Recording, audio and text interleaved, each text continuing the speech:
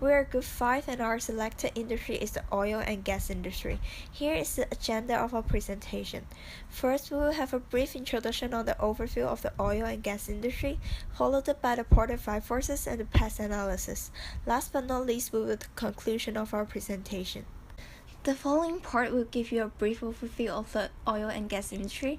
The main buyers in the oil and gas industry are usually the refineries, national or international oil companies, distribution companies, trader, or country itself.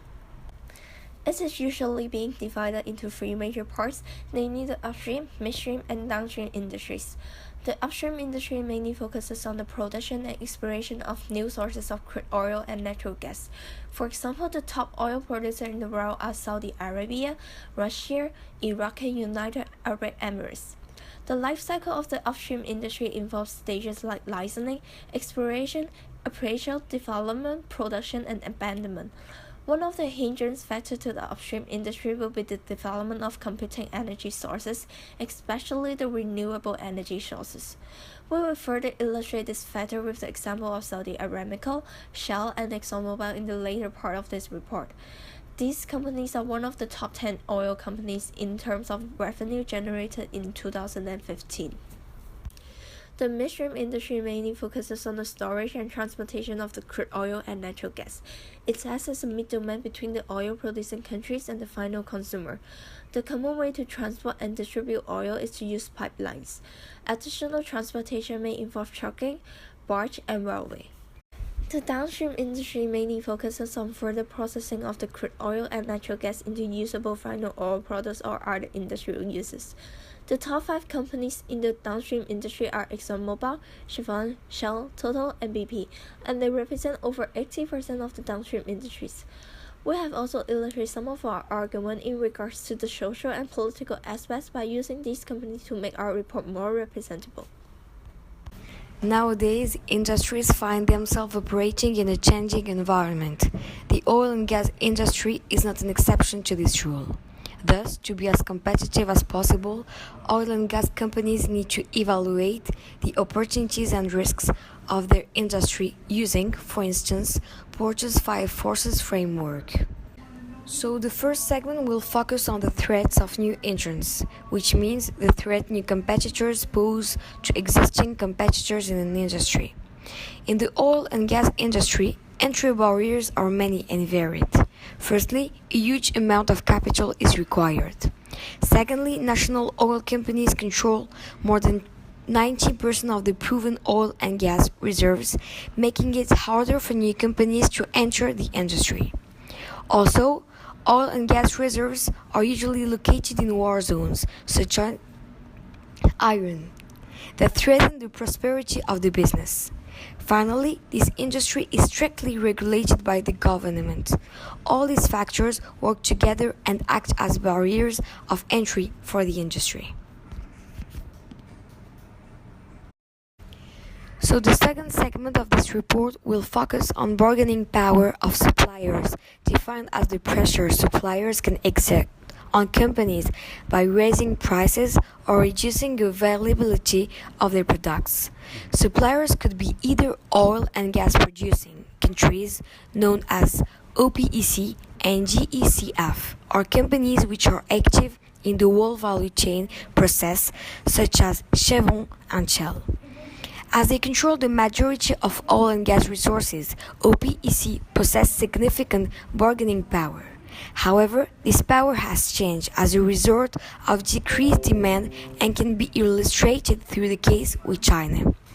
For oil and gas companies that are involved in the whole value chain, regardless of their level of involvement, their ability to affect oil and gas prices is high, and their bargaining power is consequently significant.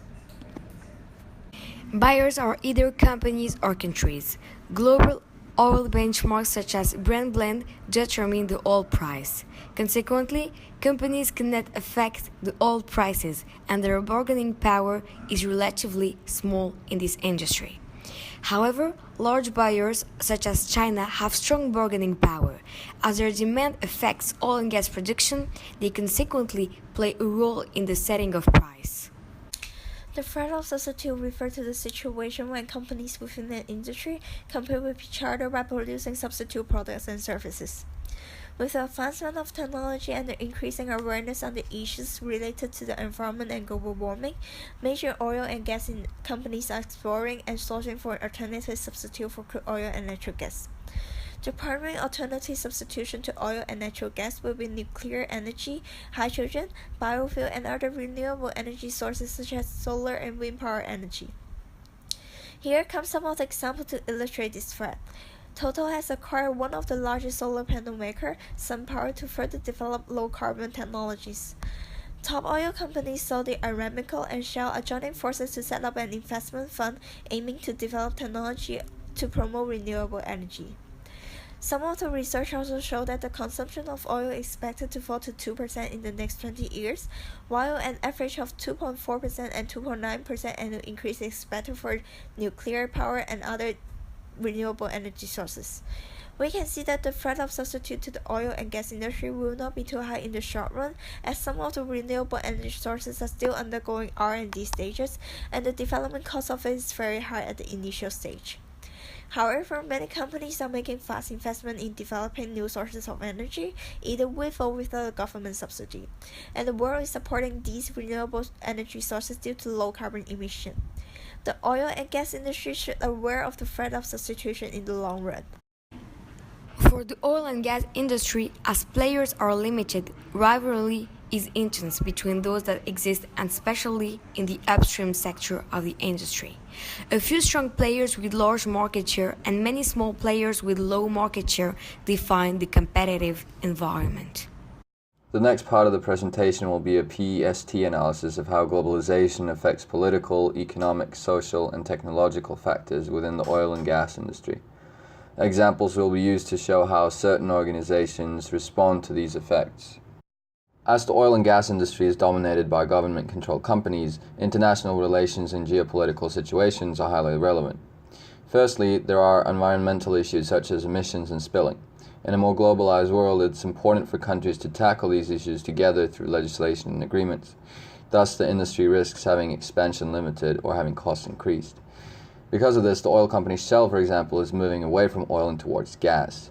Secondly, multinational member state organizations like OPEC can drastically affect international oil and gas companies through their coordinated efforts to control the oil price. They benefit from globalization as planning, organizing, and communicating is made easier. Lastly, the presence of oil and gas can contribute to conflict and corruption within a country or region. However, increased globalization can not only contribute to improving international relations, but also securing profitability in volatile regions by establishing international operation standards. This is something the Norwegian oil company DNO has done in the region of Kurdistan. One such economic factor of the PEST analysis is the interdependence between the global economic growth and stability and the oil and gas industry. The global economy is dependent on a continual supply of oil at reasonable prices, and the prosperity of the global economy is crucial for the demand of oil and gas. As the industry gets more globalized, it will be crucial for companies such as BP, Shell, Exxon, and Chevron to incorporate global economic growth and stability analysis to their global strategy. Another important economic factor is the exchange rate of the US dollar, as it is the currency in which oil is traded internationally. When, for example, the US dollar weakens, the international oil market participants increase the price of oil as the producers are entitled to the same price in their own currency. Therefore, a competent management of the US economy is essential for the stability of the industry. It will therefore be important for all global oil and gas companies to evaluate American politics and economic stability in their global strategy. Interest rates are another important factor, as there are many reported cases of oil companies not being able to pay back their loans because of the low oil price. With the current oil price at critically low levels, the oil companies that took up loans to invest money in the industry before 2014 are struggling to pay back. This could raise the interest rates on such loans and is a large economic factor that the global oil and gas companies need to consider. There are also several social factors to consider when using the PEST analysis regarding globalization and global strategies. An important factor is the changing social attitudes towards oil and dirty fossil fuels, where the increasing awareness of issues related to the environment and global warming has led to a generational shift in attitude. The discussion on environment protection versus profit and efficiency is one that these companies must take, but also one that needs to be carefully balanced and considerate of different attitudes in different societies. Another important social issue that arises from the increased globalization is the difference in health safety priority.